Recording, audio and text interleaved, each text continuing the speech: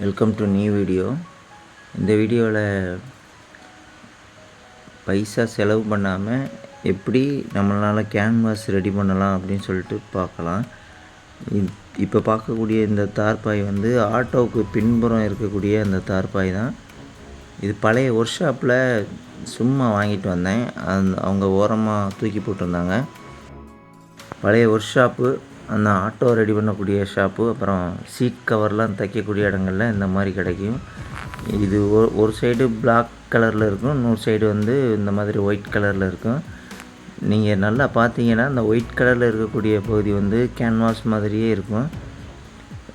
நம்ம நார்மலாக யூஸ் பண்ணக்கூடிய துணி மெட்டீரியலை விட இது நல்லா ஸ்ட்ராங்காக இருக்கும்.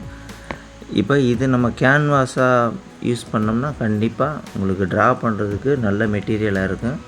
அதுக்கு நம்ம அந்த சுருக்கம்லாம் இல்லாமல் மட்டும் கொஞ்சம் ரெடி பண்ணிக்கிறேன்னு நான் பக்கத்தில் காட்டுறேன் பாருங்கள். பக்கத்தில் பார்த்தீங்கன்னா அப்படி கேன்வாஸ் மாதிரியே இருக்கும். இப்போ இந்த கேன்வாஸை நம்ம ரெடி பண்ணிக்கிறலாம்.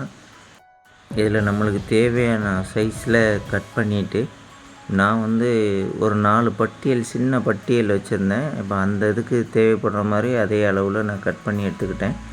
உங்களுக்கு என்ன சைஸில் தேவையோ அந்த சைஸில் நீங்கள் வந்து கட் பண்ணி எடுத்துக்கோங்க. கண்டிப்பாக நீங்கள் இருக்கக்கூடிய ஏரியாவில் ஒர்க் ஷாப்பில் இந்த இது கண்டிப்பாக கிடைக்கும். ஆட்டோ ஒர்க் ஷாப்பாக இருக்கணும், அல்லது சீட் கவர் தைக்கக்கூடிய இடங்களாக இருக்கணும். குப்பையிலலாம் தூக்கி போட்டிருப்பாங்க. நான் ஒரு 4 பட்டியல் வீட்டில் கிடந்த பழைய பட்டியலில் ரெடி பண்ணியிருக்கேன். இது ஸ்கொயர் சைஸில் நம்மளுக்கு தேவையான சைஸில் ஒரு படம் வரைகிற அளவுக்கு தேவையான சைஸில் நம்ம கட் பண்ணிக்கிட்டு இந்த பட்டியலை வச்சு ரெடி பண்ணியிருக்கேன். ஆனால் எனக்கு பட்டியலை வச்சு ரெடி பண்ணும்போது ரொம்ப பெர்ஃபெக்டாகலாம் கிடைக்கல. ஒரு மாதிரி சுருக்கங்கள்லாம் தெரிஞ்சது. மெட்டீரியல் நல்ல மெட்டீரியல் தான், ஆனால் வந்து நம்ம கரெக்டாக அதை உட்டன் பலகை அந்த மாதிரி இடங்களில் வச்சு ஆணி வச்சு அடித்து டைட் பண்ணிக்கிட்டோம்னா அது நம்மளுக்கு கண்டிப்பாக நல்ல ஃபினிஷிங்காக இருக்கும். இந்த பட்டியல் வச்சு நான் பண்ணும்போது கொஞ்சம் ஃபினிஷிங் கிடைக்கல. ஆனால் இந்த மெட்டீரியல் வந்து நல்லாயிருக்கும். நீங்கள் வந்து ஃப்ளைவுட்டு அல்லது கார்ட்போர்டு, ஸ்ட்ராங்கான கார்ட்போர்டு அதில் ஆணி வச்சு நல்லா டைட் பண்ணி யூஸ் பண்ணிங்கன்னா கண்டிப்பாக உங்களுக்கு யூஸ்ஃபுல்லாக இருக்கும். இந்த பட்டியல் வச்சு நீங்கள் அடித்தாலுமே பக்கத்தில் யாராவது சப்போர்ட் வச்சு பண்ணுங்கள். அப்போ உங்களுக்கு கொஞ்சம் ஈஸியாக இருக்கும். ஏன்னா அந்த துணியை டைட்டாக இழுத்து பிடிச்சி ஆணி வச்சு அடித்தா தான் கொஞ்சம் ஃபினிஷிங் கிடைக்கும். இது நான் கொஞ்சம் சிங்கிளாகவே ரெடி பண்ணதுனால கொஞ்சம் ஃபினிஷிங் கம்மியாக தான் இருந்துச்சு.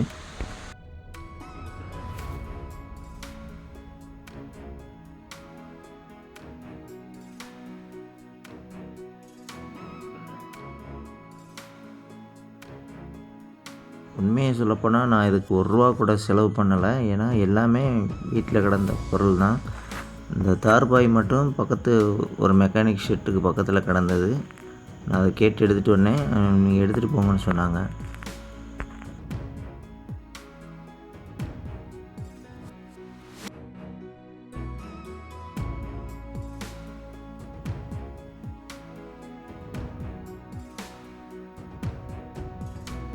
இப்போ இதுக்கு வந்து நம்ம ப்ரைமர் அடிச்சுக்கலாம். நான் வந்து வாட்டர் ப்ரைமர் தான், எமர்ஷன் வாட்டர் ப்ரைமர் தான் அடிக்கிறேன்.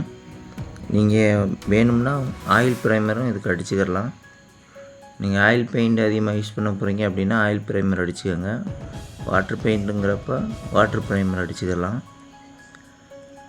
கண்டிப்பாக ஒரு 2 கோட்டு 3 கோட்டு அடிச்சிருங்க.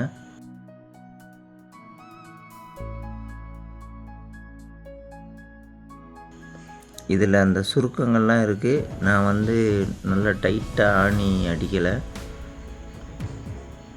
உங்களுக்கு நல்ல பர்ஃபெக்டாக வேணும்னா நீங்கள் வந்து பலகை அந்த மாதிரி ஏதாவது இருந்துச்சுன்னா அதில் வந்து இதை நல்லா டைட்டாக ஆணி வச்சு அடிச்சிட்டிங்கன்னா ஒரு நல்ல கேன்வாஸ் உங்களுக்கு கிடைக்கும். இப்போ இது செகண்ட் கோட் அடித்தாச்சு.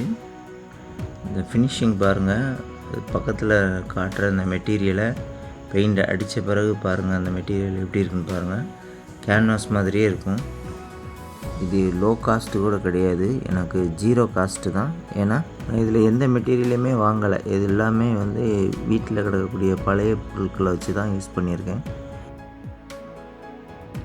சுருக்கங்கள் இல்லாமல் மட்டும் நீங்கள் நல்லா டைட் பண்ணிட்டீங்கன்னா இது நல்லா ஃபினிஷிங்காக இருக்கும்.